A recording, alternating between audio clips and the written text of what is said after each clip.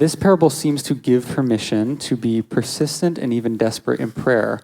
But what about the non-answer? So I don't think it is about persistence. I don't think that's the point of the parable. I think it's been read that way, so that's very fair. And there's lots of people who would disagree with me, including Eugene Peterson, who I happen to love, who wrote the Message, including all the scholars that worked on the NLT translation, which are far above me in their scholarship. So take that for what it's worth.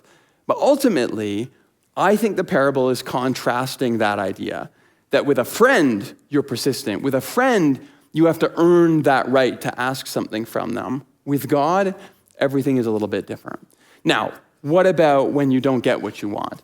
Well, I think that is my problem with the persistence angle. Because the persistence angle, then, if you don't get what you want, that seems to put the blame back on you. Well, you didn't persist enough, or you didn't try hard enough. I think when we see this story about that shameless audacity to come before God in our need, I don't want to be trite here, but I think there is an element of that is our answer to prayer, is we get to be honest with all of our need in front of God. Do we get the answer we want? Do we get the solution we want? Well, no, I'm not going to tell anybody that because we don't. I haven't had that in my life. But the experience of being honest with our need and not trying to hide it and not trying to push it away and not trying to earn the response that we need, I think that is somehow a gift to us. And I think that's what Jesus is trying to offer. That to come before God, completely unashamed to be there, that's the start, and sometimes maybe that's the end of prayer. And that's the line I kept using, that that's all our prayers will ever be. Regardless of how they're answered, our prayer is the fact we stand before God completely unashamed. I don't know, what do you think? I've been thinking about this all day, actually. There's a couple things, and it sort of relates to this question. First of all, this idea you sort of proposed that Jesus seems to have been averse to giving his disciples formulas in a world where that's usually what the masters provided, And I think there's instances where Jesus seems to have been really clear and like, here, let me give you a handle. But in this instance, to read Luke as sort of like shortening it and saying, guys, this is not about the formula. And for me, there's been an invitation today to sort of think about prayer as more than a formula that I could ever engage in. It's not a practice I do to get results, as you've sort of enumerated well. To this question, I was sort of struck by some of the ways that I've been drawn to prayer. It has not been through like sort of over my life through or toward a practice of like persistence, but it's actually been sort of like learning all the forms that prayer takes in my life. And I think our tradition teaches us this. I teach or have taught in our community a bit of a prayer course, and this is where I've sort of like tried to work on some of this, like the idea that our tradition gives us words to use. So we borrow the words, some of them from Jesus, going all the way back. We can also come up with our own words, sort of compose our own prayers.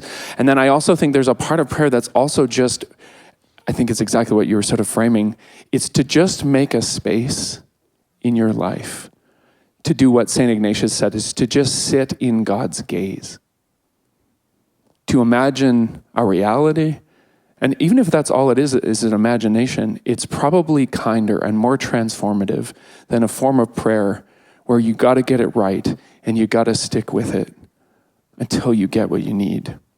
As opposed to imagining a world and a God in which I could come and sit on it. And Ignatius said simply this: imagine sitting across the table from Christ, and imagine him looking at you, and people are like, oh, that's weird. It's like, well, just sit with it for a minute. And if you can imagine what he would say to you, and you can imagine a Christ that would say anything that's not kind, anything that's not transformative, anything that doesn't see who you really are, it's exactly what you just said, that I could sit there shameless and be known in some way. So I just think of all the ways that our tradition teaches us this.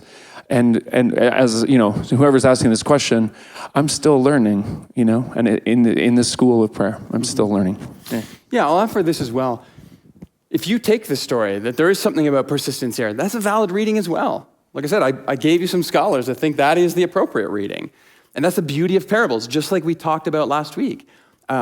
They're not representations of the real world, the things that point to aspects of our experience of God.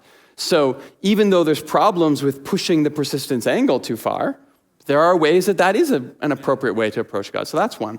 I'll give you another one, though. Jesus tells us how to pray. Give us our daily bread.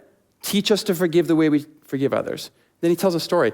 What if the story's not about God at all? What if it's about us responding to each other when we need forgiveness, when we need bread? What if the whole parable is just about, okay, you prayed that. Are you going to get up in the middle of the night when your neighbor needs something?